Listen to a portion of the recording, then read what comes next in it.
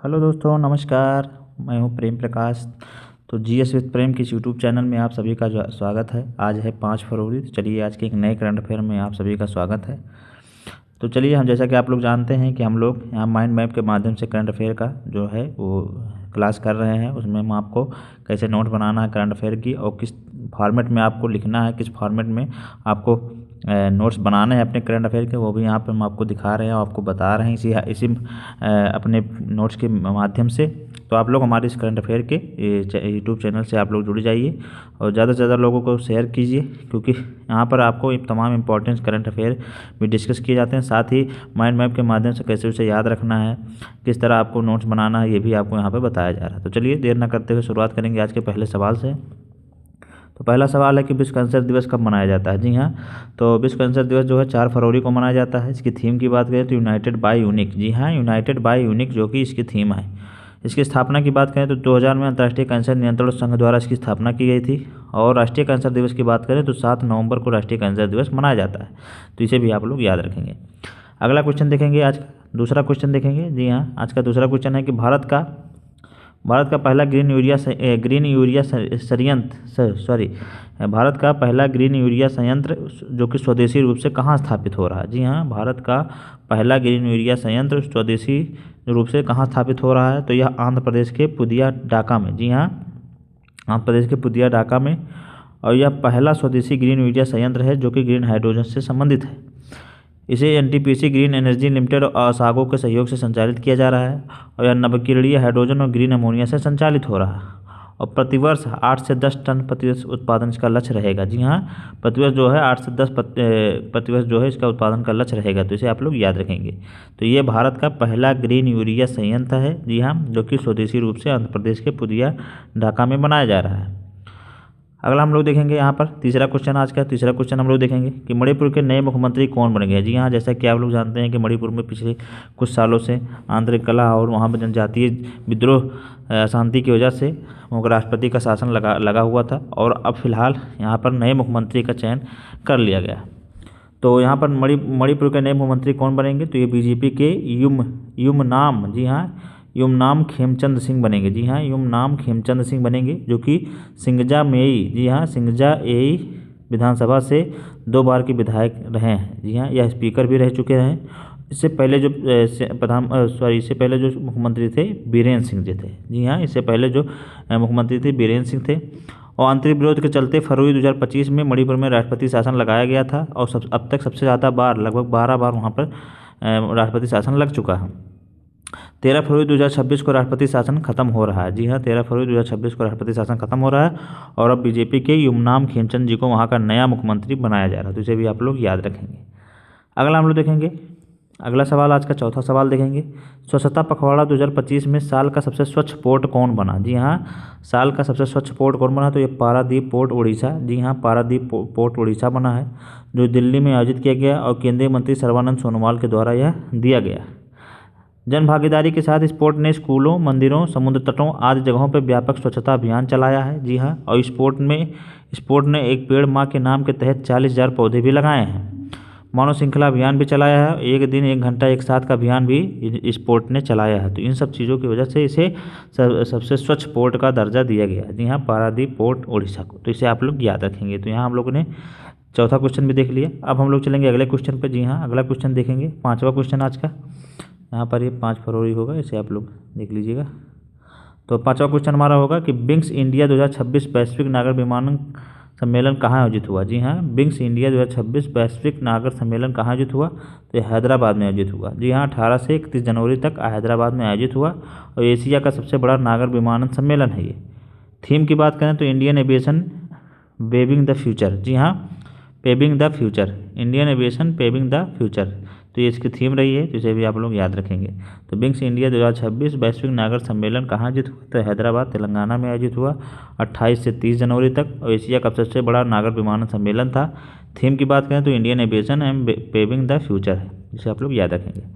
अगला क्वेश्चन पर चलते हैं, छठे क्वेश्चन पर। छठा क्वेश्चन आज का देखेंगे कि हाल में CDS अनिल चौहान किस देश की यात्रा पर गए हैं। जी हाँ, CDS chief defence of staff जो है अनिल चौहान किस देश की यात्रा पर गए हैं, तो यह आर्मेनिया की यात्रा पर गए हैं। जी हाँ, आर्मेनिया।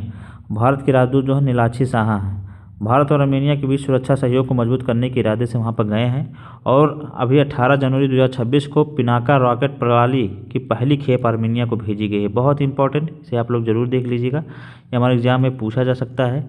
18 जनवरी 2026 को पिनाका रॉकेट प्रणाली की पहली खेप आर्मेनिया को भेजी गई है, तो इसे आप लोग ज़रूर याद रख लीजिएगा। यह हमारे एग्जाम में 100% आशा है कि पूछी जा सकती है, तो इसे आप लोग याद रखेंगे।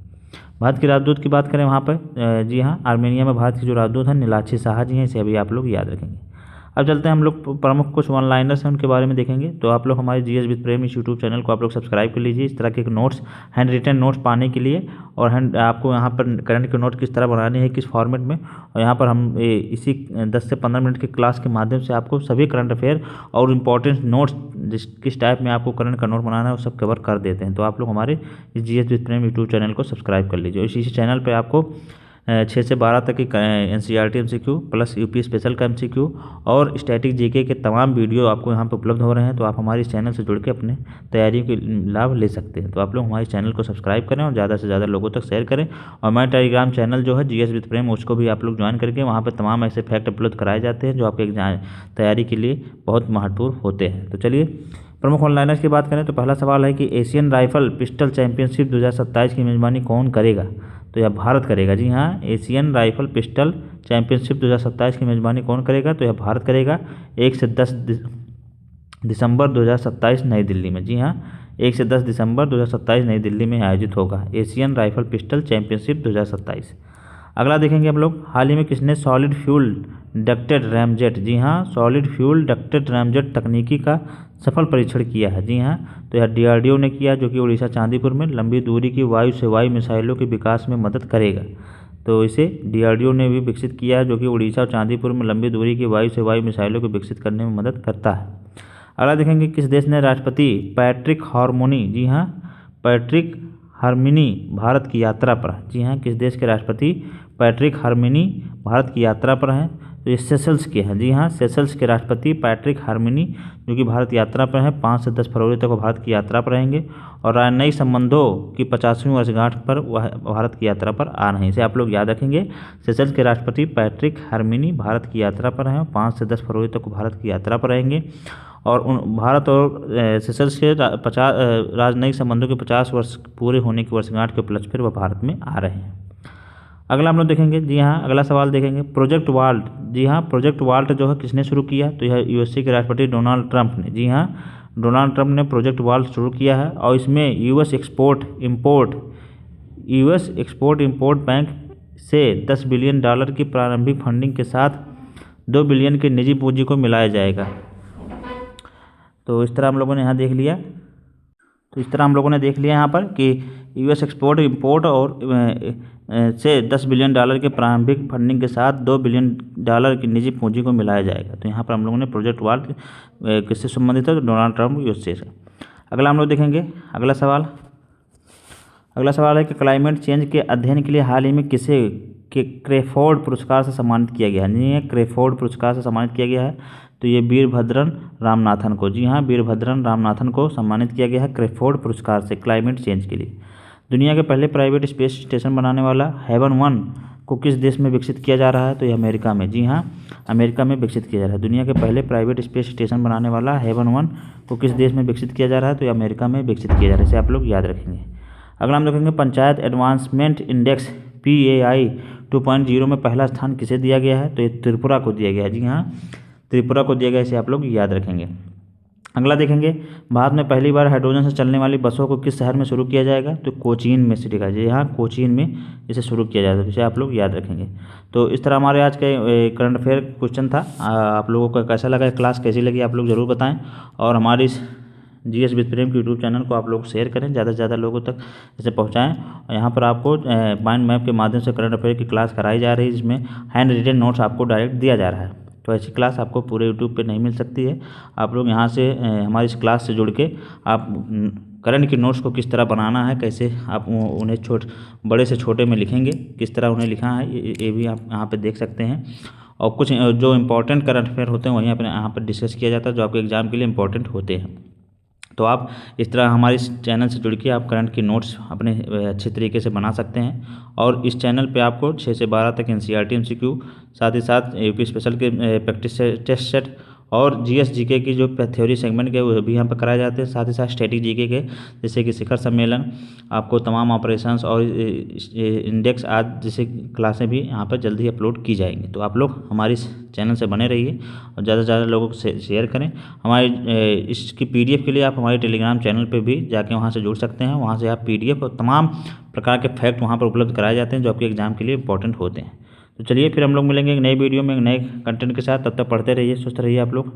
नमस्कार, जय हिंद।